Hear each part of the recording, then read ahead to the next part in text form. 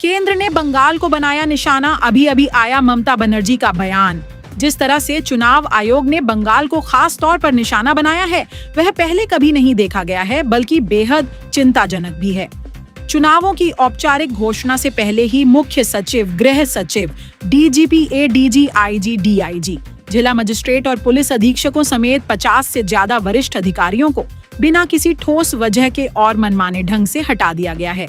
यह कोई प्रशासनिक कार्रवाई नहीं है, बल्कि यह सबसे ऊंचे दर्जे का राजनीतिक दखल है।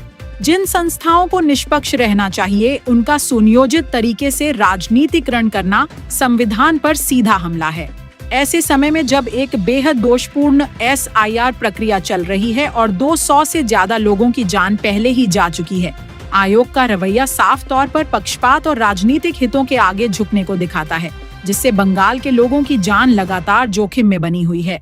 माननीय सुप्रीम कोर्ट के निर्देशों की साफ अवहेलना करते हुए पूरक मतदाता सूचियां अभी तक प्रकाशित नहीं की गई हैं, जिससे नागरिक चिंतित और अनिश्चितता की स्थिति में हैं। इस बीच IBSTF और CID जैसी महत्वपूर्ण एजेंसियों के वरिष्ठ अधिकारियों को चुन चुनकर हटाया जा रहा है और राज्य से बाहर भेजा जा रहा है। यह बंगाल के प्रशासनिक तंत्र को पंगु बनाने की एक सोची समझी कोशिश की ओर इशारा करता है। बीजेपी इतनी बेचैन क्यों है? बंगाल और उसके लोगों को लगातार निशाना क्यों बनाया जा रहा है?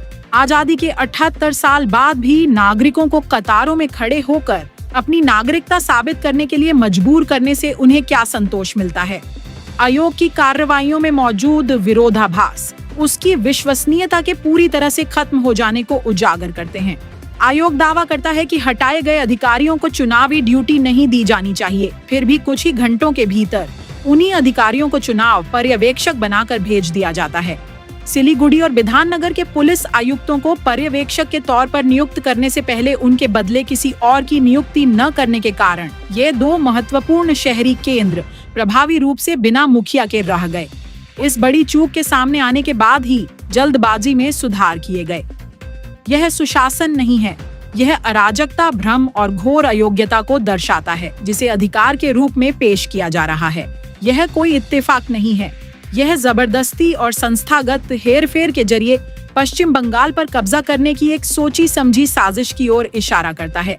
हम जो देख रहे हैं वह एक अघोषित आपातकाल और राष्ट्रपति शासन के एक ऐसे रूप से कम नहीं है जो लोकतांत्रिक सिद्धांतों के बजाय राजनीतिक बदले की भावना से प्रेरित है।